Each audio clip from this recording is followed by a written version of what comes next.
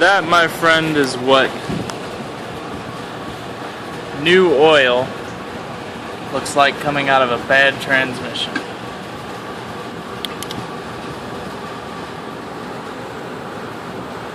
Like metallic paint.